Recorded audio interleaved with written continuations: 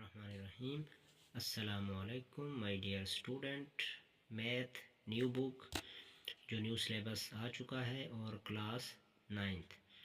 तो एक्सरसाइज जो है प्यारे बच्चे वो चैप्टर 1 की, उसमें एक क्वेश्चन जो बहुत अहम क्वेश्चन, और क्वेश्चन ये है कि मखरज को नातिक बनाएं।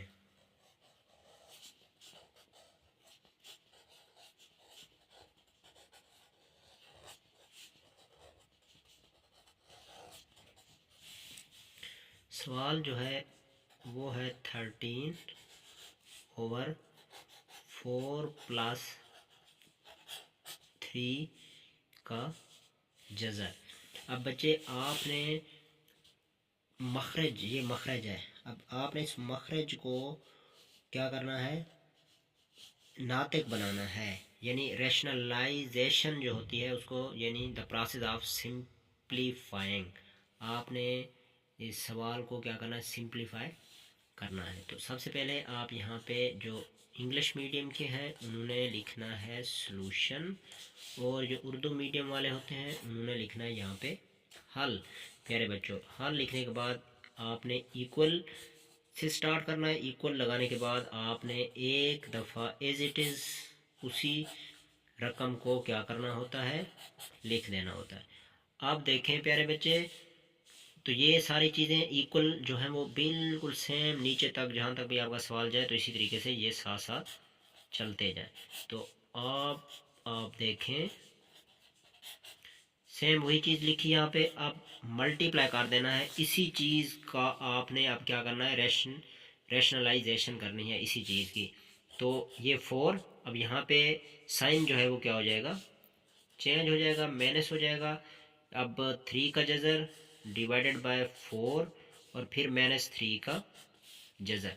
अब ये मल्टीप्लिकेशन हो रही है, तो अब इसमें फ्रैक्शन के अंदर आपने ये चीज़ पढ़ी थी कि जब आप मल्टीप्लिकेशन कहते हैं तो आमने सामने के जो डिजिट होते हैं वो क्या होते हैं, मल्टीप्लाई। तो यहाँ पे 13 मल्टीप्लाई हो जाएगा 4 - 3 के जज़र के साथ, और नीचे ये जो डिनोमिनेटर है 4 + 3, एक दफ़ा ये जमा वाला और एक दफ़ा आपने ये माइनस का जो है इसको आपस में क्या करना है, मल्टीप्लाई कर देना है। तो यहाँ पे एक फार्मूला है, जब एक दफ़ा जमा हो एक दफ़ा नफ़ी हो तो उसको a का स्क्वायर - b का स्क्वायर आप इस तरह लिख सकते हैं।